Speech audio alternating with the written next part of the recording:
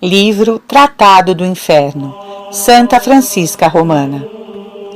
Para que os santos possam desfrutar da sua beatitude e da graça de Deus mais abundantemente, lhes é permitido ver o sofrimento dos condenados no inferno.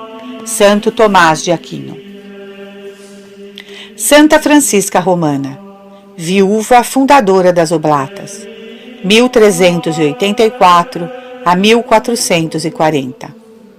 Papa Clemente VII, Eugênio IV, Imperador Venceslau, Frederico III. Por ter nascida na opulência, uma mulher do mundo não é menos obrigada a seguir as máximas do Evangelho. Santa Francisca. Na vida desta ilustre viúva, veremos o retrato da mulher forte de que fala o livro da sabedoria, fazendo grande elogio. Nasceu no ano da graça de 1384. Seu pai chamava-se Paulo Bussa e sua mãe Jaquelina Rofredesch, um e outra originários das primeiras famílias de Roma. Deixou aparecer, desde o berço, uma tal aversão a tudo que era contrário à pureza, tanto que não suportava de nenhum homem, até mesmo de seu próprio pai, alguma carícia ou outras liberdades consideradas legítimas pela natureza. Na idade de 12 anos, ela queria tanto se encerrar em um claustro para servir no restante da sua vida o único esposo das virgens. Fez para isso todos os esforços, mas seus pais, sem consultar suas inclinações, apesar das suas repugnâncias, obrigaram-no a se casar em 1396 com Lourenço Ponziani, jovem nobre de Roma, cuja fortuna vinha desde o seu nascimento. Houve poucos casamentos tão felizes como este, porque houve poucos tão santos como este. A estima, o respeito e o amor foram mútuos, a paz e a união inabaláveis. Esses esposos viveram juntos 40 anos, sem o menor desentendimento, sem sombra de frieza. No entanto, Francisca mal mudou de estado de vida e já caiu gravemente doente, o que foi a revelação do desgosto que ela teve entrando no compromisso do casamento.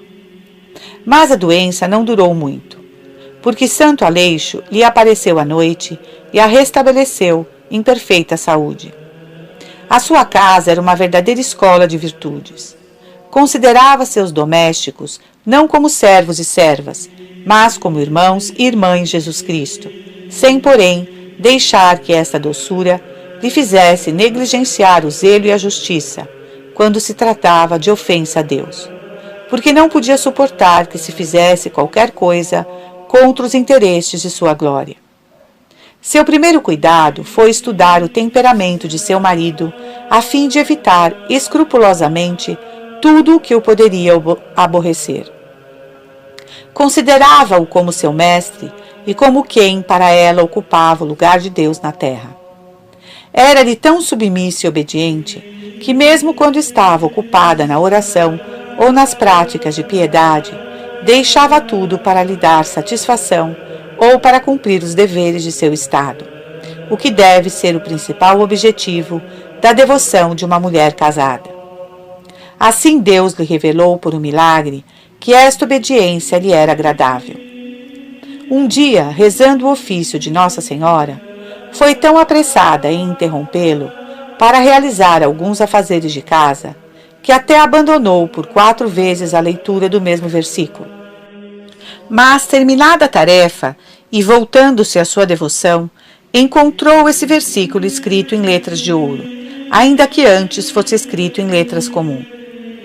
Algum tempo depois, São Paulo, lhe aparecendo em êxtase, lhe explicou que seu anjo da guarda tinha escrito esses novos caracteres para lhe mostrar o mérito da obediência. Tendo o sacramento do matrimônio sido estabelecido por Deus para povoar o céu pelo nascimento das crianças na terra, esta fiel esposa pediu a Nosso Senhor para lhe conceder filhos. Teve, entre outros, um que por feliz presságio teve por patrono São João Evangelista, diferentemente de seu irmão mais velho, que se chamava João Batista. Viveu apenas 9 anos, mas neste pouco tempo mostrou-se ter nascido mais para o céu do que para a terra, porque era dotado do dom da profecia e predisse que seu pai iria ser ferido gravemente em uma parte do corpo que ele indicou. E também anunciou a um religioso, mendigo, que muito breve mudaria de vestes.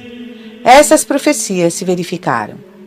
Lourenço Ponciani foi ferido em uma guerra eclodida em 1406 entre romanos e napolitanos, e o religioso se tornou bispo.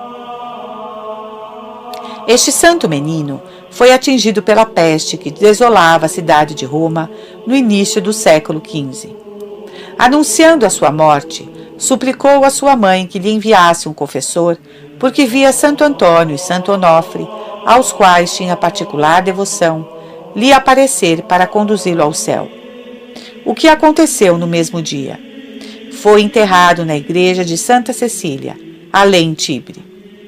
Um ano depois, a santa, rezando em seu oratório, viu seu pequeno João, todo radiante de luz, e assistido por outro ainda mais radiante que ele. Ele revelou-lhe a sua glória no céu. Estava no segundo coro da primeira hierarquia, e o anjo que o acompanhava parecia mais belo porque estava em um grau mais alto de glória. Dizia que vinha buscar a sua irmãzinha Inês, de apenas 5 anos, para ser colocada entre os anjos. Por fim, indo embora, deixou-lhe por guardião esse arcanjo, que permanecerá sempre com ela. Disse ela a seu confessor que quando lançava o olhar a este espírito celeste, parecia ser a mesma coisa quando uma pessoa olha o sol e não consegue suportar o brilho de sua luz. O céu difundia sobre ela doçuras do outro mundo, que são o antegozo das alegrias divinas. Mas uma cruz lhe foi reservada, uma terrível cruz. Tendo Roma sido tomada pelo rei de Nápoles, Ladislas, Francisca viu a sua casa pilhada, os seus bens confiscados, o seu marido exilado. Suportou tudo com uma constância admirável. A tempestade agitava exteriormente, mas a tranquilidade estava em sua alma e em seu rosto a serenidade. A tormenta passou, o seu marido voltou do exílio, os seus bens foram restituídos, a paz entrou em sua família. A virtuosa mulher aproveitou dessas desgraças para persuadir seu marido a levar uma vida de perfeita continência. O esposo, santificado pelas virtudes celestes de sua esposa muito querida, concordou com tudo o que ela queria. Desde então, ela comia apenas uma vez por dia, alimentando-se apenas com pão e água, e também alguns legumes sem sal, que comia uma vez por dia. Ela jamais se permitia, durante toda a vida, vestir roupas finas, e trazia debaixo dos vestidos de sarja um áspero cilício e uma cinta feita de crina de cavalo. Além disso, trazia um círculo de ferro que feria sua pele. Não contente com este instrumento de penitência, que conservava dia e noite, tomava várias vezes a disciplina feita de corrente de ferro com pontas agudas. Só a obediência que ela preferia a todos esses atos lhe fez moderar estes rigores quando seu confessor se viu obrigado a lhe mandar usar de moderação. Acrescentava a estas austeridades as obras de misericórdia, assistindo os pobres que ela considerava como imagens do seu Salvador crucificado. Para fazer isso com mais vantagem e mais liberdade, se fez acompanhar por sua cunhada Vanosa, alma muito virtuosa. Iam juntas de porta em porta pelas ruas de Roma, pedindo esmola em favor dos necessitados.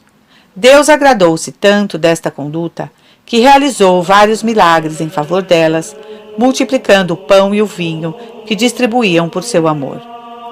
Confessava ordinariamente toda quarta-feira e todo sábado, e comungava ao menos uma vez por semana.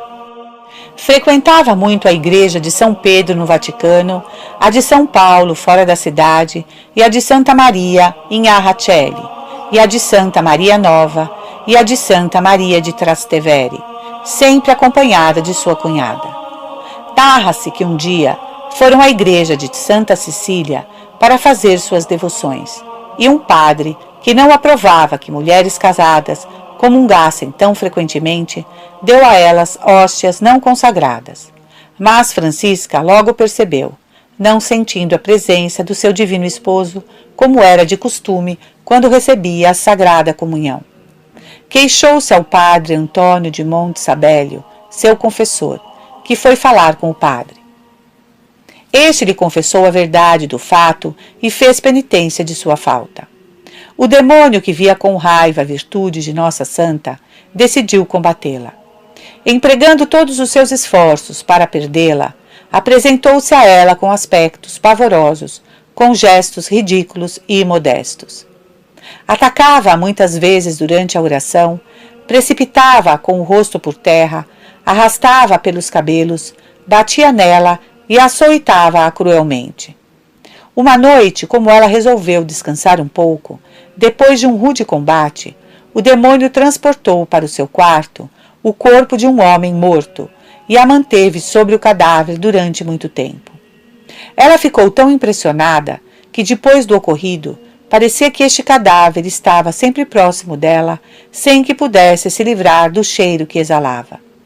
Tanto que só a vista dos homens era-lhe um suplício, sentindo em todos os seus membros um tremor. Impossível contar aqui todas as perseguições que o demônio lhe fez e as vitórias que ela obteve sobre ele. Triunfou da malícia dele, não só quando a empregava contra ela, mas também quando a empregava contra os outros. Ora convertia as mulheres abandonadas ao vício, ora as expulsava de Roma, ou dos outros asilos, onde se obrigavam para impedi-las de perverter a inocência. Obteve por suas orações que seu confessor ficasse livre do espírito maligno que o levava à ira. Previa as tentações de muitas almas, que preservava-as de nelas cair por seus bons avisos. Uma vez o demônio precipitou Vanosa do alto de um monte e lhe quebrou quase todo o corpo, mas Francisca, por suas orações, logo a restabeleceu em perfeita saúde. Assim o demônio ficou derrotado por todos os lados. Desde que se associou à piedosa Vanosa, sua cunhada, não fazia nada senão junto com ela. Um dia, Deus mostrou-lhe por um milagre como essa santa união lhe era agradável. Estavam elas em um lugar retirado de um jardim, à sombra de uma árvore, para deliberar juntas sobre os meios de deixar o mundo. Caíram aos pés delas peras extremamente lindas e de muito bom sabor, embora estivessem na primavera. As duas mulheres trouxeram as peras, cada uma ao seu marido, para que este prodígio fortalecê-los na vontade de servir a Deus e dar a elas liberdade de fazer o mesmo. Em 1425, Nossa Santa empreendeu em erigir uma congregação de moças e viúvas que se dedicassem perfeitamente à piedade e à devoção, sob a regra de São Bento. Ela ficou assegurada neste piedoso projeto por várias visões celestes, onde lhe apareceram São Pedro e São Paulo, São Bento e Santa Madalena, que lhe prescreveram regras para suas religiosas. Um dia, parecia ver que São Pedro, depois de lhe ter dado um véu e de tê-la abençoado, a oferecia a Nossa Senhora para ser recebida sob sua especial proteção e salvaguarda. Foi então que, voltando a si, redigiu as regras, que desde então foram observadas em seu mosteiro, tais como lhe foram reveladas nas admiráveis visões e, comunicando-as ao seu confessor, foram aprovadas pelo Papa Eugênio IV. A bem-aventurada Francisca tinha então cerca de 43 anos, dos quais 31 casadas. Ao longo dos 12 anos, que depois ainda viveu, Deus fez brilhar a sua santidade por meio de vários prodígios e curas milagrosas, mas a sua humildade fazia tudo para esconder tais milagres, aplicando remédios nas partes feridas dos enfermos, mesmo que fossem contrários à saúde. Nada ainda dissemos da particular assistência dos anjos que ela recebia. Já vimos que, além de seu anjo da guarda, Deus lhe ofereceu um segundo, que a acompanhava visivelmente. Se acontecia de o demônio usar a figura de um anjo de luz para enganá-la, este fiel guardião não deixava de lhe desvendar o artifício de seu inimigo, e sua alma logo ficava cheia de um perfume tão agradável que admiravelmente a consolava. Se acompanhada pelo anjo lhe escapasse uma ação ou uma palavra menos necessária, ou se deixava levar por pensamentos supérfluos, divagando sobre a lida da casa ou outros assuntos, este espírito celeste, testemunha contínua de sua vida, se ocultava e, pela sua ausência, a obrigava a se recolher e a reconhecer sua falta. Daí vem que a santa é representada ao lado de um anjo que lhe serve de guia e de governante.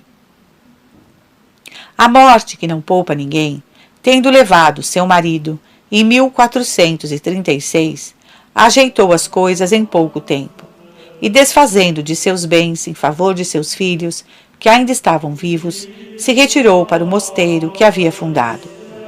Ali, prostando-se por terra, com uma corda ao pescoço e com lágrimas nos olhos, suplicou com humildade às religiosas, de quem era mãe espiritual em Jesus Cristo, que a recebessem no mosteiro na qualidade de pequena serva, o que elas atenderam com toda a alegria que se pode imaginar. Pouco depois foi feita superiora, apesar de toda a sua repugnância. Estas religiosas são chamadas oblatas, porque, se consagrando a Deus, usam da palavra oblação e não da profissão, ao invés de dizer, como o restante das religiosas, eu faço profissão, dizem, eu me ofereço. Não fazem voto, somente prometem obedecer à mãe presidente.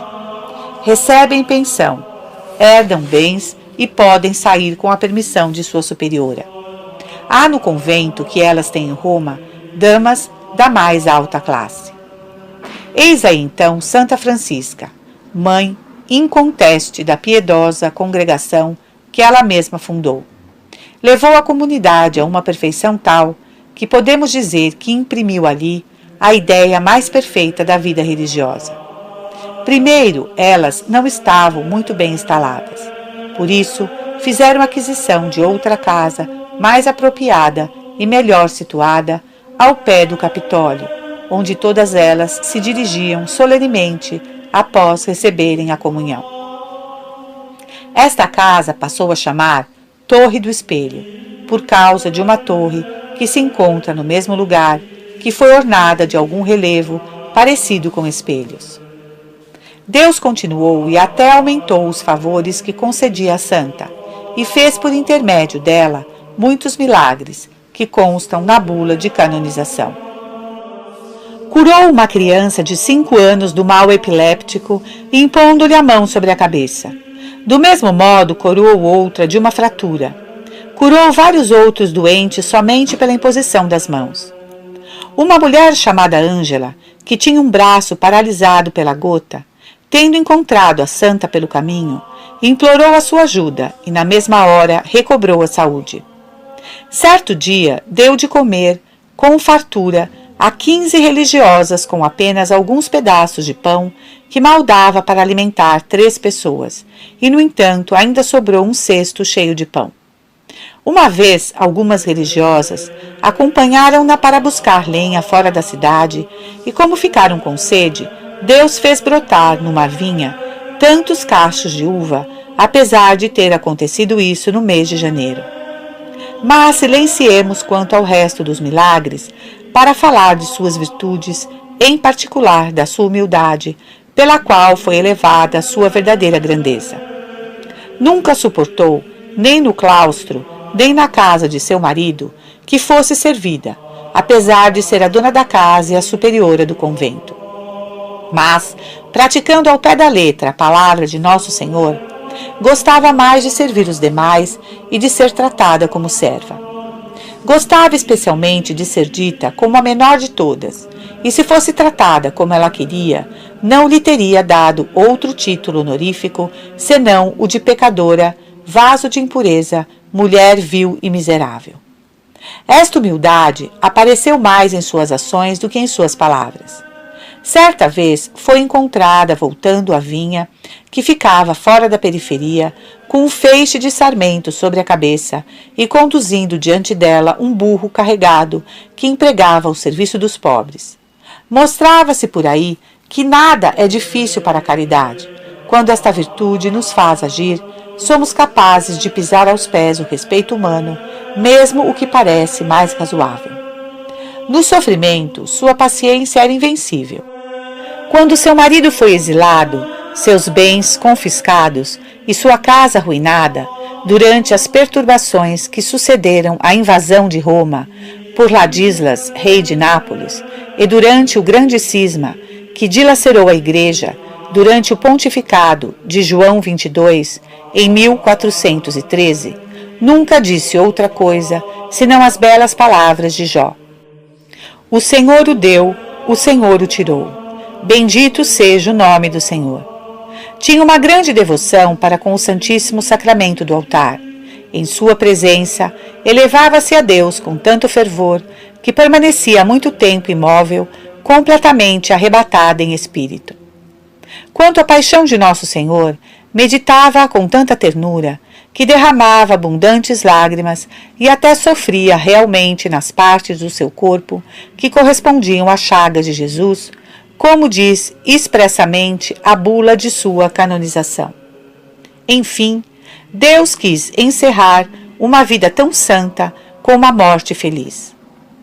Tendo João Batista, seu filho mais velho, caído em uma doença muito grave, Francisca sentiu-se obrigada a cuidar dele, visto que ela não negava isso aos estranhos. Seu confessor mandou-lhe que passasse a noite ali, porque o caminho de volta ao mosteiro era demasiado longo além do Tibre. Mas ela foi acometida por uma ardente febre, tão forte que, não podendo sequer sair do lugar, se sentiu obrigada a se dispor à morte com a recepção dos sacramentos. Tendo Deus lhe revelado que o 7º dia da sua doença seria o último da sua vida, ela avisou 4 dias antes, dizendo: Deus seja bendito, o mais tardar na quinta-feira, passarei desta vida para uma melhor. O evento verificou esta profecia. De fato, na quarta-feira seguinte, 9 de março de 1440, entregou o seu espírito ao seu Criador com uma tranquilidade admirável e sem sinal de dor. Estava com 56 anos de idade. Passou 12 anos na casa de seu pai, 40 no casamento e 4 em religião. O seu corpo foi levado para a igreja de Santa Maria Nova, onde permaneceu 3 dias exposto à visitação de todo o povo que acorreu numeroso para admirar as maravilhas de Deus. Deste precioso corpo exalava um perfume tão agradável que parecia que toda a igreja estivesse cheia de jasmins, de cravos e rosas. Numerosos milagres realizaram-se em sua sepultura com o simples toque dos objetos que lhe tinham pertencido, sobretudo milagres para as pessoas acometidas pela peste. Um fabricante de perfume, chamado Jerônimo, estando no fim da vida, foi curado depois de ter tocado uma roupa da santa. Uma mulher chamada Madalena de Clarelli foi preservada da morte pela simples invocação do nome da santa. Multidão de doentes foi curada pelo mérito da sua intercessão. Um turco chamado Beli era tão endurecido que ninguém conseguia convertê-lo. A única coisa obtida dele foi dizer: Francisca, serva de Deus, lembrai-vos de mim. E ele se converteu.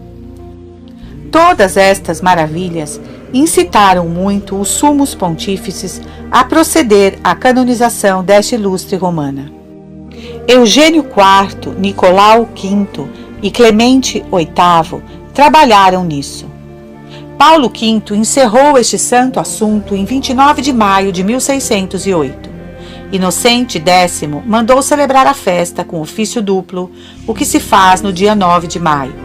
O corpo da santa permaneceu enterrado por mais de 200 anos. Foi exumado em 1638 e encerrado num belo relicário de cobre dourado. A festa de Santa Francisca é feriado em Roma, como era em Paris as de São Roque antes da Revolução, isto é, sem ser de preceito. Ela é ocasião de grande solenidade.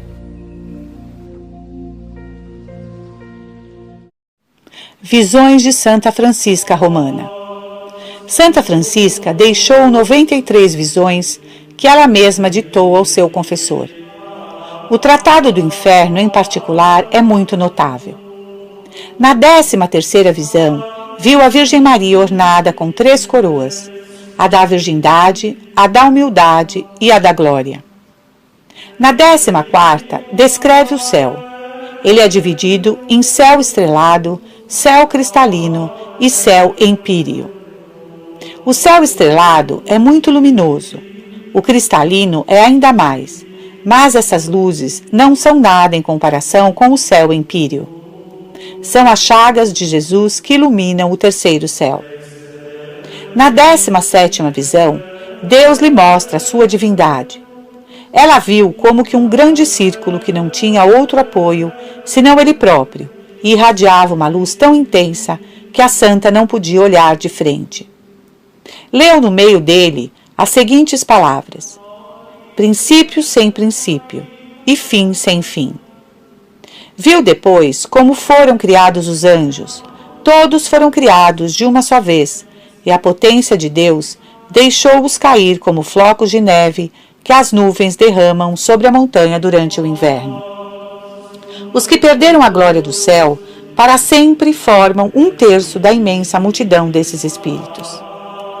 No dia 13 de fevereiro de 1432, ocorre a 21ª visão.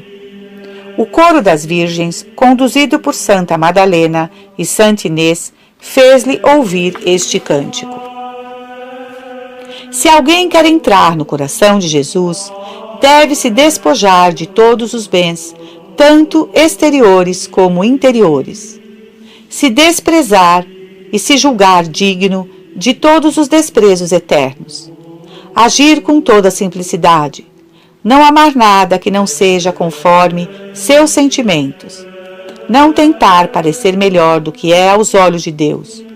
Nunca se arrepender dos seus sacrifícios. Renunciar-se a si mesmo e reconhecer sua miséria a ponto de sequer ousar levantar os olhos para o seu Deus. Odiar a si mesmo a ponto de pedir vingança contra si ao Senhor. Oferecer ao Altíssimo os dons recebidos, memória, entendimento e vontade. Considerar os louvores recebidos como um suplício e um castigo. Se acontecer de alguém mostrar aversão contra si, considerar esta pena como um banho de água de rosa em que se deve mergulhar com verdadeira humildade. As injúrias devem ressoar aos ouvidos da alma que busca a perfeição como sons agradáveis. É preciso receber as injúrias, os maus tratos, como carícias. Mais do que isso, é preciso dar graças a Deus e agradecer àqueles que assim lhe tratam. O homem perfeito deve se fazer tão pequeno que não se deve considerar senão como um grão de milho lançado em um profundo rio. Foi-lhe dito em seguida que somente uma alma foi encontrada no mundo, ornada com todas as virtudes, em um grau supremo, a de Maria. Na 43ª visão, ela estava com o menino Jesus no colo. Ele tinha forma de cordeiro. Viu em seguida um altar magnificamente ornado, em que estava um cordeiro com os estigmas das 5 chagas. Ao pé do altar estava um grande número de magníficos castiçais arrumados em perfeita ordem. Na primeira linha, que era a mais afastada, havia 7 que significavam as virtudes principais. Na segunda linha, havia 12 que significavam os 12 artigos do credo. Na terceira, havia 7 que significavam os dons do Espírito Santo. Na quarta, havia 7 outros, que significavam os 7 sacramentos da Igreja. Esta visão, que ocorreu na festa de Todos os Santos, durou 13 horas. Ela viu ainda as principais ordens de santos que avançavam sob os seus estandartes. Os patriarcas eram conduzidos por São João Batista, os apóstolos por São Pedro e São Paulo, os evangelistas por São João e São Marcos, os mártires por São Lourenço e Santo Estevão, os doutores por São Gregório e São Jerônimo, os religiosos por São Bento, São Bernardo, São Domingos e São Francisco, os eremitas por São Paulo e Santo Antão, as virgens por Santa Madalena e Santa Inês, as viúvas por Santa Ana e Santa Sabina, as mulheres casadas por Santa Cecília.